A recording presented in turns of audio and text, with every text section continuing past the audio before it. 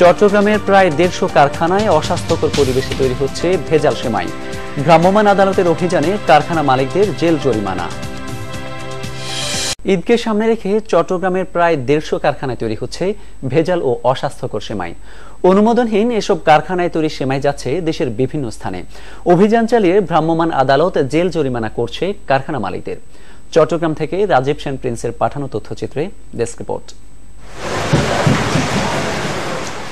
নোংরা ও তেল পানিতে স্যাঁতসেঁতে মেঝে, প্রচণ্ড গরমে ঘরমাক্ত শ্রমিকের হাত পা সমান তালে চলছে ময়দার খামি বানানো দলাই মলাই করার কাজে। অপরিচ্ছন্ন কারখানায় নালার পাশে বসানো হয়েছে যন্ত্র। খোলা পরিবেশে শুকানো হচ্ছে সেমাই। সুস্বাদু লাচ্ছা সেমাই তৈরিতে ব্যবহার হচ্ছে পশু পাখির চর্বি। এছাড়া মালয়েশিয়া থেকে আনা অপরিশোধিত পাম অয়েলে ভাজা হচ্ছে এসব সেমাই। নগরীর চাকতাই, রাজাখালী সহ বেশ কয়েকটি এলাকায় ভ্রাম্যমাণ আদালতের টানা কয়েকদিনের অভিযানে ফুটে ওঠে এসব চিত্র। কোনো ভেজাল যেন বাজারে ছড়িয়ে না যায়, এইটার জন্য আমরা জোরালোভাবে চাকতাইয়ের বিভিন্ন সেমাই কারখানায় আমরা অভিযান চালাই।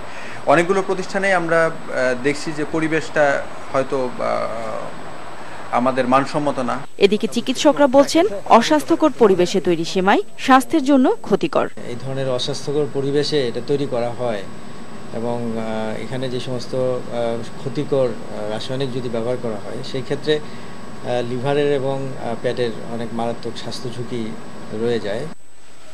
ডলি সাজ্জাদ, মোহনা, ন্যাশনাল ডেস্ক।